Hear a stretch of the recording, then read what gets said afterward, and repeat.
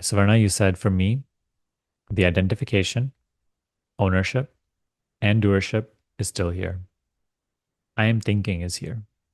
I am doing is still here.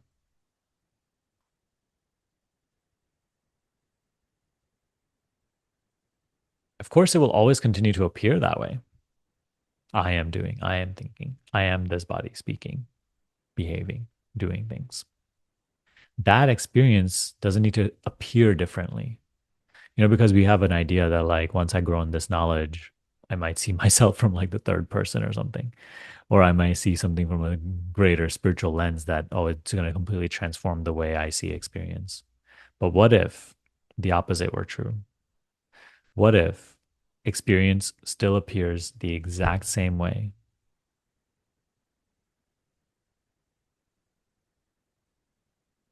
What if nothing has to change just because you are beginning to see more clearly?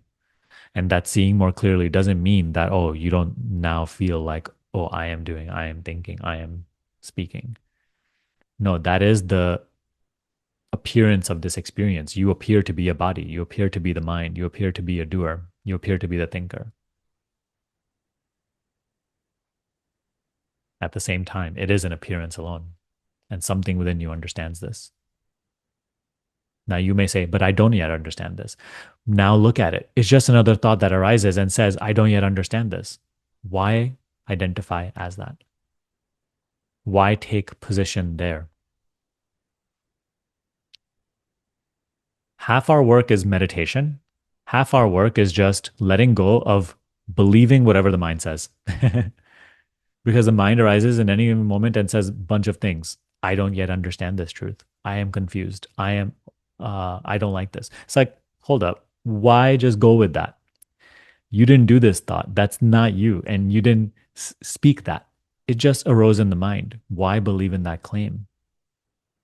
The mind says, I am not yet realized. I have a long way to go. My meditation is horrible. I have so much more practice to go before these things become clear to me. That may relatively feel true. No one's denying that. But at, you know, in this very moment, we can choose not to just give life to these statements, to become these statements, and then start to see from that lens, because that's the thing about thought. It will enforce on you a point of view through which then you will begin to see everything else. So if you take on the claim, I am horrible in my practice and I have a long way to go, then you will filter your entire experience through that lens, you know. So now we are just learning to see that I don't need to take on these statements. No definition applies to me. No thought is necessarily true. It's just another idea that arose. Why believe in it? And then we just continue on with our practice to the best of our ability. And yes, not needing this appearance of being a person to change. The fruit of many other spiritual techniques is like spiritual powers, maybe like helping you do things you couldn't before, see things you couldn't. The fruit of this path is not any spiritual power of that sort that will help you in the world or will, you know, uh, will help you experience cooler, nicer things. No. Um, the greatest power is wisdom, is clarity, and all the desire for all other powers has to be given up for wisdom, clarity, because desire for all other powers is ignorance. You may be able to read the minds of others or tell the future. It is of no use.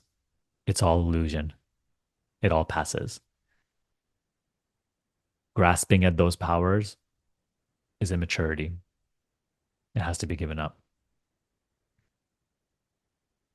That is wisdom. So, no, we're not trying to change our experience in any spiritual way or see things from different seeing things clearly. That's what spirituality really is. Seeing things as they are. If you need help taking your practice deeper, dissolving mind identification, and becoming more established in your true nature, consider joining our school using the link in the description. Thanks. Have a great day.